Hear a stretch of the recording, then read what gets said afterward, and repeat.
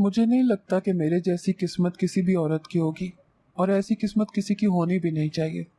मैं अपने ख़ानदान की सबसे खूबसूरत लड़की थी, और मुझे अपने एक कज़न से बहुत ज़्यादा मोहब्बत थी, जो कि फ़ौज में था। मैं उससे बहुत प्यार करती थी और वो भी मुझे पसंद करता था, लेकिन कभी हमारी आपस में बात ना हुई थी। यहाँ तक कि बस एक दूसरे को सलाम भी किया तो सिर्फ दूर से ही। पर हमारे माँ बाप ने समझ लिया था कि बच्चे एक दूसरे को पसंद करते हैं। मेरे बाबा इस दुनिया में नहीं थे। मेरी माँ थी और उसके घर में उसकी माँ नहीं थी, सिर्फ बाबा थे। वो भी बहुत ज़्यादा बीमार थे। हमारा ख़ानदान हमेशा से ही इस मुल्क की खिदमत किया करता था। यही वजह थी कि हमारे बहुत से लोग इस मुल्क की खिदमत में शहीद हो चुके थे। मेरा अपना भाई भी शहादत का जाम नोश कर चुका था। मुझे अफजल से बहुत मोहब्बत थी। वो आर्मी में था। हमारे माँ बाप ने हमारा रिश्ता पक्का करवा दिया और हमारी शादी हो गई। मैं बहुत ज़्यादा खुश थी, इतनी खुश कि बता भी नहीं सकती। जिससे मोहब्बत की थी वही मुझे मिल गया। इससे ज़्यादा खुशी की बात और क्या होगी। इसी तरह दिन गुजरने लगे। वो हमेशा ही बाहर रहता था, कभी कभी आता था। घर में उसकी एक बहन थी और एक बाबा। मैं उसका हमेशा इंतज़ार करती रहती। कोई ईद, कोई त्यौहार होता और वो ना होता तो मुझे खुशी नहीं होती थी। लेकिन जैसे ही वो घर में दाखिल होता, मेरे लिए ईद का माहौल बन जाता था। मैं तैयार होती, सजती संवरती, अपने शौहर के लिए दिल से अपने आप को सजाती थी। सबसे खूबसूरत जोड़ा पहनती थी। फिर हम लोग जो वक्त साथ गुजारते हैं वो बहुत ही खूबसूरत होता था। पर फिर मेरी इस खुशियों भरी जिंदगी में एक दुख ने डेरे डाल दिए। जब हमें पता चला कि अफजल किसी ऑपरेशन पर गया तो था, लेकिन वहां से वापस नहीं आया। सबका यही कहना था कि वो शहीद हो गया है, लेकिन उसकी लाश नहीं मिली थी। पर उन लोगों का कहना था कि उसकी लाश को तलाश भी नहीं कर सकते, क्योंकि वो बर्फानी पहाड़ थे और बर्फ गिर गई थी। अब उसको तलाश करने के लिए न जाने कितने टन बर्फ उठानी पड़ेगी, और ऐसा तो कोई भी नहीं कर सकता। इस तरह की कहानी इलाके से पहले भी मंसूब थी, और मुझ जैसी औरतें पहले भी थी जिनके शौहर लापता हो गए थे, लेकिन फिर सारी जिंदगी वापस ना आए। जाहिर है कि एक इंसान के ऊपर बर्फ का पूरा पहाड़ गिर जाएगा तो उसकी लाश को भी तलाश करना कितना मुश्किल है। और ये काम करेगा भी कौन। मुझ पर तो गमों के पहाड़ टूट पड़े थे। मेरी जिंदगी से सारी खुशियां खत्म हो गई थी। मेरा शौहर इस दुनिया से चला गया था। मेरी शादी को सिर्फ 1 साल हुआ था। उस 1 साल में भी वो सिर्फ 3 दफा मुझसे मिलने आया था। मेरे लिए सब लोग बहुत दुखी थे, लेकिन मेरा दुख कोई नहीं समझ सकता था। ये दुख सिर्फ मेरा था। अफजल को तलाश करने की बहुत कोशिश की गई, यहाँ तक कि उसके बाबा जो बिस्तरे मर्ग पर पड़े थे, अब उन्होंने भी ये कहना शुरू कर दिया था कि इतना ही बता दें कि मेरा बेटा मर गया है या नहीं। अगर मर गया है तो हम उसके लिए फातिहा पढ़ लें, और अगर नहीं तो फिर हम उसका इंतज़ार करें। लेकिन उन लोगों से जब पता किया तो उन्होंने कहा कि वो इस दुनिया में नहीं है, क्योंकि अगर होता तो हमें मिल जाता, और माजरत के साथ, लेकिन हम उसकी लाश भी नहीं ढूंढ पाएंगे। कोई अपना इस दुनिया से चला जाए कितना बड़ा दुख है, और फिर आप उसको आखिरी दफ़ा देख भी ना पाए, ये उससे भी बड़ा दुख था। मेरी ज़िंदगी इसी तरह गुजरने लगी। मेरी माँ ने मुझे कहा कि अब तेरा उस घर में क्या काम है, तू वापस आ जा। मुझे यहाँ पर रहते हुए 2 साल हो गए थे। मैं उसके बाप की खिदमत करती थी, उसकी बहन के लिए खाना पकाती, घर को संभालती थी। वो लोग भी मेरा बहुत शुक्र अदा करते थे और कहते थे कि बेटी तुम चली जाओ, अगर तुमने किसी और से शादी करनी है तो तुम कर लो। लेकिन मेरा दिल नहीं मानता था। इसी तरह करते कराते 5 साल गुजर गए। मेरी माँ एक दिन मुझे ज़बरदस्ती मौलवी साहब के पास ले गई। उनको सारा मसला बयान किया। उन्होंने कहा कि बेटी अगर इस तरह का कोई मामला हो कि शौहर की मौत का पक्का पता ना हो तो 4 साल इंतज़ार करने के बाद औरत दूसरा निकाह कर सकती है। मेरी माँ ने कहा कि हमारी तो इकलौती बेटी है, तेरा बाप इस दुनिया में नहीं है। मैंने उससे वादा किया था कि मैं तुझे खुश रखूंगी, तेरी शादी अच्छे घर में कराऊंगी। इसीलिए मैंने तेरी शादी अफजल से करवाई थी, क्योंकि तू उससे मोहब्बत करती थी। मैं चाहती थी कि मेरी बेटी को उसकी मोहब्बत मिल जाए, वो अपनी मोहब्बत से दूर ना रहे। लेकिन अब 5 साल से तुझे ऐसे बेवाओं की सी जिंदगी गुजारते हुए देखकर मेरे दिल पर क्या गुजर रही है, और तेरे बाप की रूह भी तड़प रही होगी। बस तू दूसरी शादी कर ले, अफजल अब नहीं आएगा। अरे पगली, 5 साल हो गए हैं, कोई भला 5 साल के लिए भी जाता है क्या। मेरे दिल में भी ये बात अब बैठने लगी थी कि शायद वो इस दुनिया में नहीं है। اگر وہ اس دنیا میں ہوتا تو وہ ضرور آ جاتا، لیکن وہ نہیں آیا تھا۔ میری ماں نے مجھے اپنی جان کے واسطے دیے، مجھے رو رو کر دکھایا اور کہا کہ میری آخری خواہش سمجھ کر یہ بات مان لے۔ میرے سسر نے بھی کہا کہ بیٹی تم شادی کر لو، ہمارا بیٹا بھی لگتا ہے کہ اس ملک پر قربان ہو گیا ہے، ہمیں تو خوش ہونا چاہیے کہ وہ شہید ہوا ہے۔ میں راتوں کو اٹھ اٹھ کر روتی تھی، مجھے افضل خوابوں میں آتا تھا، وہ مجھے یہی کہتا تھا کہ تم اپنی زندگی گزارو، میں واپس نہیں آؤں گا۔ افضل کے چاچو کا ایک بیٹا تھا جو افضل کی عمر کا ہی تھا اور وہ ادھر ہی کام کرتا تھا۔ میری ماں نے قسم کھا لی تھی، انہوں نے کہا تھا کہ اپنی بیٹی کی شادی کسی اور فوجی سے نہیں کرواؤں گی، بلکہ کسی ایسے انسان سے کرواؤں گی جو بس ادھر ہی کاروبار کرتا ہو اور ہر پل میری بیٹی کے ساتھ رہے۔ اس کا نام ظفر تھا، یہ افضل کا بہت اچھا دوست بھی تھا، دونوں ایک دوسرے کے لیے بھائیوں سے بھی بڑھ کر تھے۔ بچپن میں ایک ساتھ کھیلے تھے، میں بھی ان کے ساتھ کھیلا کرتی تھی، میں اس کو اچھی طرح سے جانتی تھی، اچھا انسان تھا۔ میری ماں نے میرے رشتے کی بات اس سے کی تو اس نے فوراً ہاں کہہ دیا، کیونکہ وہ بھی افضل کی بیوہ کو سہارا دینا چاہتا تھا۔ اس کی نیت بری نہیں تھی، لیکن میں اس سے شادی نہیں کرنا چاہتی تھی۔ یہ تو افضل کا دوست تھا، میں نے اس کے بارے میں کبھی ایسا نہیں سوچا تھا، اور یہ بھی جانتا تھا کہ میں افضل سے بہت محبت کرتی تھی۔ کیا یہ بے وفائی نہیں تھی؟ میری ماں نے کہا کہ پاگل، یہ بے وفائی نہیں ہے، بے وفائی زندہ لوگوں کے ساتھ ہوتی ہے، مرے ہوئے کے ساتھ بھلا کون سی بے وفائی؟ میری ماں نے زبردستی میری شادی کروا دی۔ میں یہ شادی ابھی بھی نہیں کرنا چاہتی تھی، لیکن اور کوئی چارہ نہیں تھا۔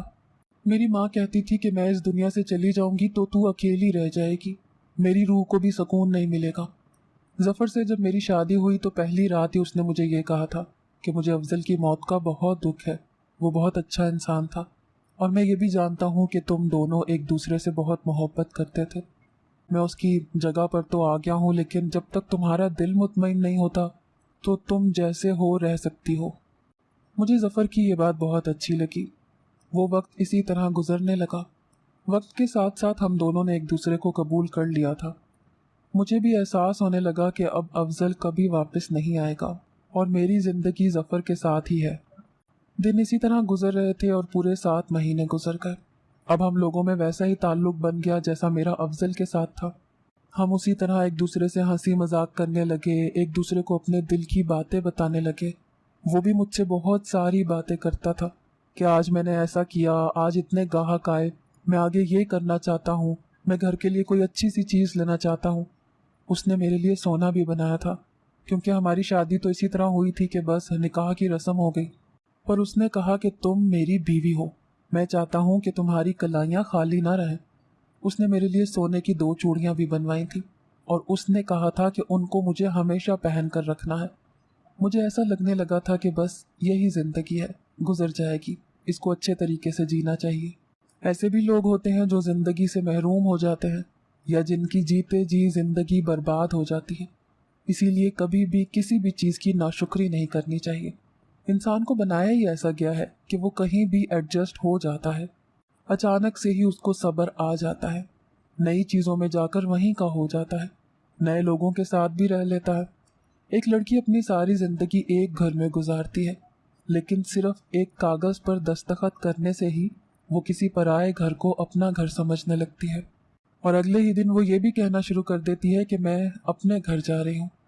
انسان کو شاید اسی طرح بنایا گیا ہے۔ میرے دل میں بھی افضل زندہ تھا، لیکن اب میرا شوہر ظفر تھا، اور مجھے پتا تھا کہ اب میری زندگی اسی کے ساتھ ہے۔ یہ زندگی 4 دن کی ہے، گزر ہی جائے گی۔ ایک دن وہ صبح صبح اٹھا تو بہت خوش تھا۔ اس نے کہا کہ آج اس کی سالگرہ ہے اور اس کی میرے ساتھ یہ پہلی سالگرہ ہے، تو آج کے دن کو وہ خوب اچھی طرح منائے گا۔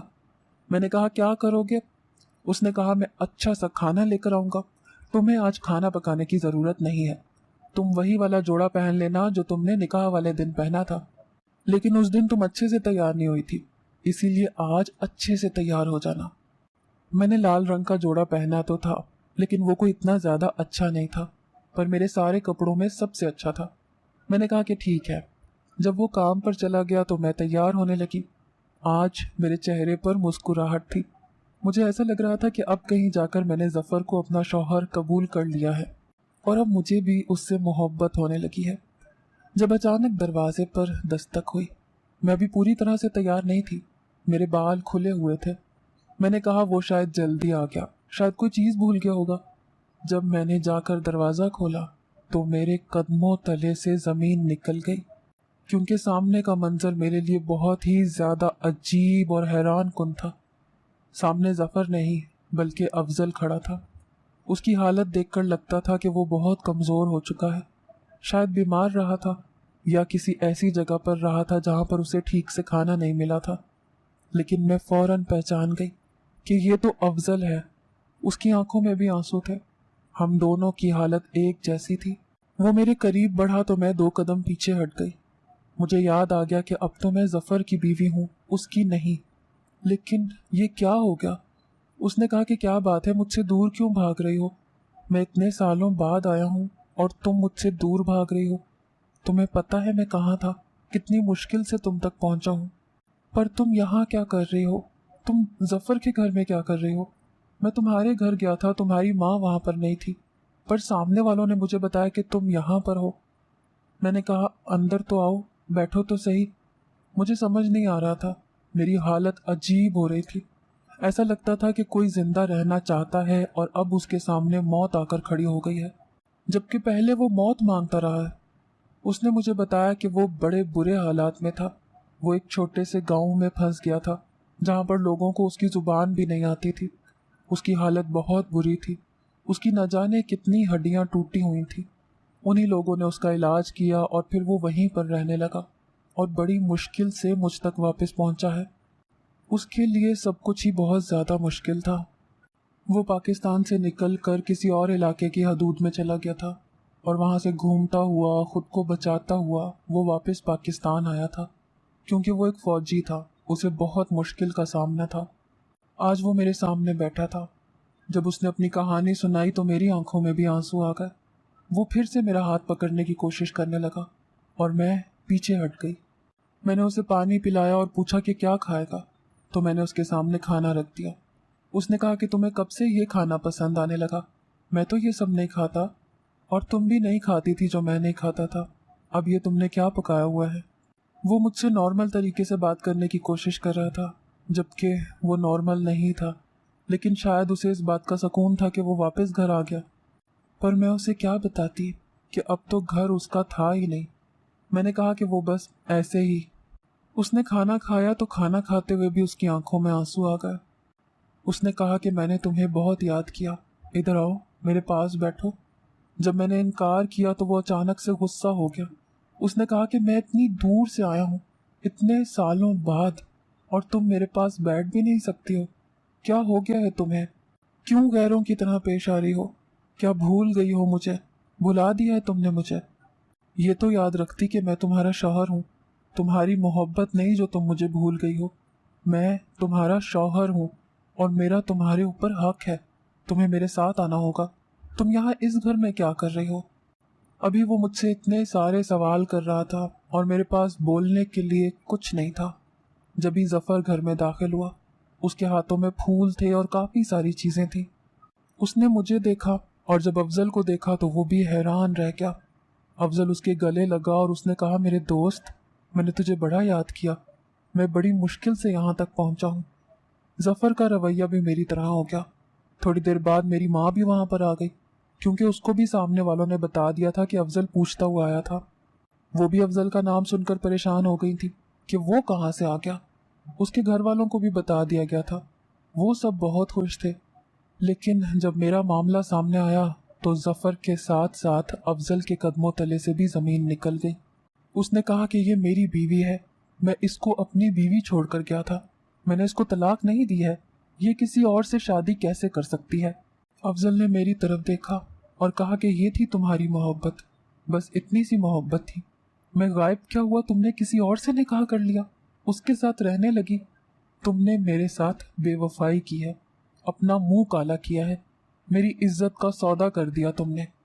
میرے نکاح میں ہوتے ہوئے تم نے کسی اور کے ساتھ تعلق بنایا ہے، تم نے زنا کیا ہے، میں تمہیں کبھی بھی معاف نہیں کروں گا۔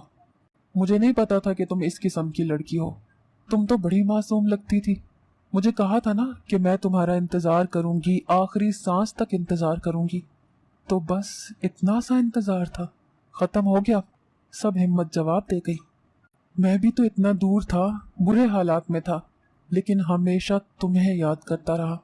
ये सोचकर हिम्मत की कि तुम्हारे पास वापस जाऊंगा, और सीधा तुम्हारे पास वापस आया। अपने घर जाने के बजाय तुम्हारे पास आया। अपने बाप को देखने के बजाय तुम्हें देखने की खुशी थी। और तुमने क्या किया मेरे साथ? मेरा मान तोड़ दिया। मैं ये सब कुछ सुन रही थी, मेरी आंखों में आंसू थे। मुझे तो खुद समझ नहीं आ रहा था कि मैं क्या करूं। अफजल चिल्ला कर सबको कह रहा था कि आप सबने ये कैसे होने दिया? ये मेरी बीवी थी, इसको किसी और से कैसे निकाह करने दिया? ये हमेशा मेरी बीवी रहेगी ना, इसके साथ मैंने निकाह किया है, आप सबकी मौजूदगी में किया था। उसने कहा कि गवाह थे आप लोग ये सब कैसे कर सकते हैं? ये मेरी बीवी रहेगी, चाहे मैं 10 साल बाद आऊं, चाहे मैं 15 साल बाद आऊं। तो मेरे ससुर ने कहा कि नहीं बेटा, ऐसा नहीं होता। उसी मुफ्ती को बुलाया जिसके पास मैं मसला पूछने के लिए गई थी। उसने कहा कि अगर 4 साल तक मुसलसल शौहर लापता रहे तो औरत दूसरी शादी कर सकती है, इसीलिए तुम्हारी बीवी ने कोई गैर शरई काम नहीं किया है। मुफ्ती साहब ने कहा कि ये बच्ची मेरे पास मसला पूछने के लिए आई थी और मैंने ही इसको ये मसला बताया था। इसकी माँ इसकी शादी के लिए फिक्रमंद थी, इसने जो भी किया बिल्कुल ठीक किया। अफजल ने कहा कि क्या ठीक किया? मेरा क्या? मैंने तो इसको तलाक नहीं दी, फिर ये किसी और के साथ शादी कैसे कर सकती है? मुफ्ती ने कहा कि हाँ, एक बात यहाँ पर बहुत अहम है कि अगर शौहर 4 साल के लिए दूर रहे तो बीवी किसी और से शादी कर सकती है, लेकिन जब 4 साल के बाद दूसरा शौहर वापस आ जाए तो बीवी उसी के निकाह में जाएगी, यानी पहले शौहर के साथ रहेगी, और उसका दूसरे शौहर के साथ निकाह मनसूख हो जाएगा। यानी कि अफजल तुम ही इसके शौहर हो और जफर अब तुम्हारा इसके साथ कोई निकाह नहीं है। यही शरई मसला है और यही शरीयत का हुक्म है। जब ये बात मुफ्ती साहब ने बताई तो अफजल के चेहरे पर एक सुकून आ गया, लेकिन जफर की हालत गैर होने लगी। उसने कहा कि मुझे किस बात की सजा मिली? मेरे साथ ये सब कुछ क्या कर दिया आप लोगों ने? ऐसा नहीं हो सकता। मुफ्ती साहब ने कहा कि ऐसा हो सकता है क्योंकि वो उसका पहला शौहर है और उनका निकाह फिर से बहाल हो गया है। जब मेरी माँ मुझे मुफ्ती साहब के पास लेकर गई थी तब उन्होंने मुझे आधी बात बताई थी। वो पूरी बात बताना चाहते थे पर मेरी माँ ने उन्हें अपनी बातों में लगाकर बात को घुमा दिया था, और वो भी शायद बताना भूल गए थे। काश उन्होंने उस वक्त मुझे पूरी बात बताई होती, लेकिन अफजल के वापस आने का कोई इम्कान नहीं था। ये सब जानते हैं, पूरा गांव जानता था। उसके अपने बाप ने मुझे इजाज़त दी थी कि मैं निकाह कर सकती हूँ। मैंने 5 साल उसका इंतज़ार किया था। 4 साल तक इंतज़ार करने का हुक्म इस्लाम देता है। मैंने तो 5.5 साल उसका इंतज़ार किया, लेकिन वो तब भी वापस ना आया तो मैं क्या करती? अफजल ने मुझे कहा कि जो हो गया सो हो गया, मैं उसे भूल जाने को तैयार हूँ, तुम्हें माफ़ करने को तैयार हूँ, क्योंकि तुम ज़रूर परेशान हो गई होगी, लेकिन अब तुम मेरे घर चलो और दोबारा इस आदमी का नाम भी नहीं लोगी। मैं जैसे ही जाने लगी जफर ने मेरा हाथ पकड़ लिया और कहा कि ऐसे कैसे, ये मेरी बीवी है, ये मेरे साथ रहेगी। वो दोनों लड़ने झगड़ने लगे। मुझे ऐसे लगने लगा कि मैं कोई चीज हूँ जिसके लिए 2 बच्चे आपस में झगड़ा कर रहे हैं। सब ने जफर को समझाया कि अब तुम्हारा इसके ऊपर कोई हक नहीं है, तुम एक तरफ हट जाओ। मैं अफजल के साथ चली गई, वो मुझे अपने घर ले गया। मेरी हालत कुछ अजीब सी थी, मुझे कुछ समझ नहीं आ रहा था। उसने कहा क्या हो गया है तुम्हें? तुमने मुफ्ती साहब की बात नहीं सुनी? मैं ही तुम्हारा शौहर हूँ, फिर तुम मुझसे दूर क्यों भाग रही हो? तुम्हें बड़ा शौक था ना फतवे लेने का, इस्लाम के ऊपर अमल करने का, कि 4 साल तक शौहर वापस नहीं आया तो चलो शादी कर लेती हूँ। लेकिन अब इस्लाम का पता चल गया ना तुम्हें कि अब मैं वापस आ गया हूँ, तो मैं ही तुम्हारा शौहर हूँ। अब उस इंसान को अपने दिल से निकाल दो। वो एक सांप है जिसने अपने ही दोस्त की बीवी के साथ शादी की। कहने को मेरा भाई, मेरा कजन, मेरा सब कुछ था, मेरे लिए भाइयों से भी बढ़ के था। मैंने उसे कभी कजन नहीं समझा था, हमेशा भाई समझा था, लेकिन उसने जो किया शायद वही कर सकता था, क्योंकि जो लोग हमारे सबसे ज्यादा करीब होते हैं हमारे साथ वही धोखा करते हैं। मैं अफजल के साथ रहने लगी। उसका रवैया मेरे साथ कुछ अजीब सा था। वो बहुत ज्यादा चिड़चिड़ा हो गया था, क्योंकि वो इतने सारे हालात काट कर आया था कि वो पहले जैसा नहीं रहा था। उसकी बातों में तंज था, उसके लहजे में जहर था। उसे मुझ पर गुस्सा था। उसके अंदर की मर्दानगी ठाठे मार रही थी। जाहिर है कि उसके लिए ये सब कुछ बहुत मुश्किल था। मैं समझ सकती थी, लेकिन आहिस्ता आहिस्ता वो ठीक होने लगा। उसके दिल में मेरी मोहब्बत जागने लगी। उधर जफर बार बार मुझसे मिलने की कोशिश करता था, मुझे फ़ोन करता था, लेकिन अफजल ने मेरा फ़ोन ही तोड़ दिया। अब इसमें मेरी क्या गलती थी? मैं उससे कोई राब्ता नहीं करना चाहती थी, क्योंकि अगर मुफ्ती साहब की बात ठीक थी तो फिर अफजल ही मेरा शौहर था। मुझे किसी और के साथ राब्ते में नहीं रहना चाहिए था। मैं सारी सारी रात रोती थी। ये सोचती थी कि मेरी ज़िंदगी को तो अजाब बना दिया गया। ये सब कुछ मेरी माँ ने किया था। मैं किसी और से शादी नहीं करना चाहती थी। मुझे मेरे हाल पर छोड़ देती। अफजल वापस आता या ना आता, मुझे किसी और से शादी नहीं करनी थी। लेकिन जिस दिन सारा कुछ ठीक होने लगा, उसी दिन सारा कुछ फिर से ख़राब हो गया था। अब मैं क्या कर सकती थी? मैं अफजल के साथ 3 महीने रही। जब एक दिन जफ़र घर आ गया, उसने कहा मुझे मेरी बीवी वापस करो। उसकी हालत अजीब सी थी। वो बहुत दुखी लग रहा था। शायद उसने अपने आप को ख़त्म करने की कोशिश भी की थी। उसने ठीक से खाना नहीं खाया था। उसका घर सूना हो गया था। मेरे बगैर वो नहीं रह सकता था। उसने अपनी ज़ुबान से कहा था कि उसे मेरी आदत हो गई है। मैं तो बाहर ही नहीं आई। मुझे अफजल ने कहा कि कोई ज़रूरत नहीं है तुम्हें बाहर आने की। बाहर झगड़ा होने लगा, लड़ाई होने लगी। फिर से मुफ्ती साहब को बुला लिया गया। उन्होंने जफ़र को समझाया कि अब तुम इनके साथ आना जाना भी नहीं रख सकते और तुम्हारा यहाँ पर कोई काम नहीं है, तुम चले जाओ यहाँ से। लेकिन वो मानने को तैयार नहीं था। वो लोग बुरी तरह लड़ रहे थे। जब अचानक से मेरी तबीयत ख़राब हो गई। जब मुझे डॉक्टर के पास ले जाया गया तो डॉक्टर ने कहा कि मैं माँ बनने वाली हूँ। मेरे लिए ये बात भी बहुत बड़ी मुसीबत से कम नहीं थी, जबकि माँ बनना हर औरत का ख्वाब होता है। लेकिन इस बच्चे का बाप कौन था, ये मुझे नहीं पता था। मैं जफ़र के साथ रह रही थी, हमारी ज़िंदगी अच्छी गुजर रही थी और 2-2.5 महीने से मैं अफजल के साथ रहने लगी थी। डॉक्टर के मुताबिक मेरा हमल भी इतना ही था, 2.25 महीने बताए जा रहे थे। इसका मतलब कि इस बच्चे का बाप कौन था, ये अभी तक किसी को भी नहीं पता था। और ये तभी पता चल सकता था जब बच्चा इस दुनिया में आता। अफजल और जफ़र में फिर से लड़ाई होने लगी। जफ़र ने कहा कि उसकी कोख में मेरा बच्चा है और अगर तुमने अपनी बीवी को रखना है तो रखो, लेकिन बच्चे को मैं ले लूंगा। मेरे शौहर यानी अफजल ने कहा कि बच्चा भी मेरा है और बीवी भी मेरी है, तुझे कुछ नहीं मिलेगा। मैं तुझे जान से मार दूंगा अगर तूने मेरे घर में कदम रखा या मेरी बीवी का नाम भी लिया। अफजल बार बार मेरा नाम लेने लगा। उन दोनों की लड़ाई शिद्दत इख्तियार कर गई, हाथापाई पर उतर आए। मैं चिल्ला चिल्ला कर रो रही थी। मुझे ऐसा लग रहा था जैसे ये सब कुछ मेरी वजह से हुआ है। मुझे मेरे ससुर ने भी ताने देना शुरू कर दिए, मेरी नंद ने भी, कि तुम्हारे लिए 2 भाई आपस में लड़ रहे हैं। ये तो एक दूसरे की जान थे, एक दूसरे को जरा सा भी दुख नहीं पहुंचा सकते थे, और आज कैसे एक दूसरे के लिए दुश्मनों से भी बढ़कर हो गए हैं, सिर्फ तुम्हारी वजह से। तुम्हें ही शौक चढ़ा था शादी करने का, पहले शौहर की बीवी बनकर बैठना था ना। मोहब्बत के तो बड़े दावे करती थी। डॉक्टर ने कहा था कि जब तक बच्चा इस दुनिया में नहीं आता तब तक हम नहीं बता सकते कि इसका बाप कौन है। जफर ने पहले ही कह दिया था कि बच्चा मेरा है और जैसे ही बच्चा इस दुनिया में आएगा मैं उसे लेकर चला जाऊंगा। उसने कहा था कि मुझे तुम्हारी भी कोई परवाह नहीं है, बच्चा तुम्हारे बगैर रह लेगा, मैं उसे माँ और बाप दोनों का प्यार दे दूंगा। मैं परेशान थी कि कहीं ये सचमुच मेरे बच्चे को ना ले जाए। और उधर अफजल ने एक अजीब सी बात कर दी। उसने कहा कि अगर ये बच्चा जफर का है तो फिर हम ये बच्चा उसको दे देंगे। दोनों सूरतों में ही मुझे मेरे बच्चे से दूर करने की साजिशें हो रही थीं। मेरे दिल पर क्या गुजर रही थी ये सिर्फ मैं जानती थी। अगर मेरी कोख में ये बच्चा ना होता तो मैं अभी तक खुदकुशी कर लेती। मुझे जफर ने किसी और नंबर से एक वॉइस मैसेज भेजा। उसने कहा कि मुझे अब तुम पर कोई भरोसा नहीं है और तुम मुझे अपनी ज़िंदगी में वापस नहीं चाहिए हो, लेकिन अपना बच्चा मैं तुम्हारे पास नहीं रहने दूंगा, ये बात याद रखना। और मैंने अफजल को भी किसी से फ़ोन पर बात करते हुए सुना कि वो मेरी बीवी है, मैं उसको नहीं छोड़ सकता, उससे बहुत मोहब्बत करता हूँ, लेकिन अगर उसकी कोख में उस इंसान का बच्चा है तो मैं उस बच्चे को अपने घर में नहीं रहने दूंगा। मुझे समझ नहीं आ रही थी कि मैं क्या करूं। मेरे अंदर मेरा बच्चा था और मैं अब एक माँ बन चुकी थी। मैं उन दोनों की बीवी बनकर नहीं बल्कि उस बच्चे की माँ बनकर सोच रही थी। आखिर वो वक्त आ गया जब उस बच्चे ने पैदा होना था। और उसी टाइम टेस्ट करके ये पता भी लगा सकते थे कि इसका बाप कौन है।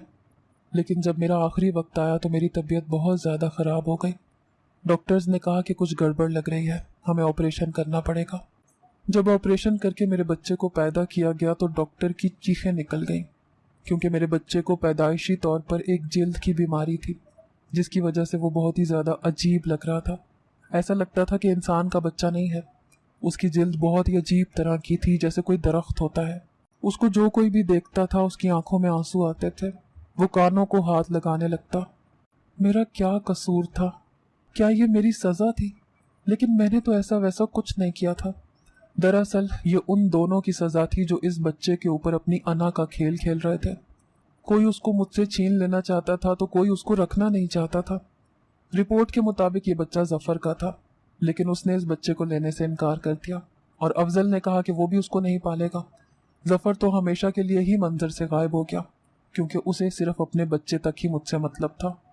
लेकिन जब मैंने अफजल को कहा कि मैं इस बच्चे को पालना चाहती हूँ, तो उसने कहा कि फिर तो मैं तुम्हें अपने साथ नहीं रख सकता। तो मैंने कहा कि ठीक है, तुम मुझे छोड़ दो। उसने कहा ताकि तुम जफर के पास चली जाओ। मैंने कहा कि तुम कभी भी ऐसे इंसान नहीं थे, तुम्हें याद है हमने एक दूसरे से मोहब्बत की थी। उसने कहा कि अगर तुम्हें वो मोहब्बत याद होती तो तुम उसके साथ कभी शादी नहीं करती, तुम मेरे दिल से उतर गई हो। मैंने कहा तुम भी मेरे दिल से उतर गए हो, और अगर तुम्हें मेरे साथ नहीं रहना तो बेशक मुझे छोड़ सकते हो। अफजल ने मुझे तलाक दे दी। मैं वापस अपनी माँ के घर आ गई। अब मैं उस बच्चे को पालती हूँ। दुनिया वाले उसके बारे में जो भी बोलते रहे, लेकिन मेरे लिए तो ये मेरी औलाद है। मेरे लिए मेरी जान से प्यारा है मेरा बेटा। मैं हमेशा उसका ख्याल रखूंगी। डॉक्टर कहते हैं कि ऐसे बच्चों की उम्र ज़्यादा नहीं होती, लेकिन मेरा बेटा मेरे पास रहेगा। मैं उसका इतना ख्याल रखूंगी कि उसको कभी कुछ नहीं होगा। बस अब यही मेरी ज़िंदगी का मकसद है। कभी कभी सोचती हूँ कि इस सब में मेरी गलती क्या थी, मेरा क्या कसूर था।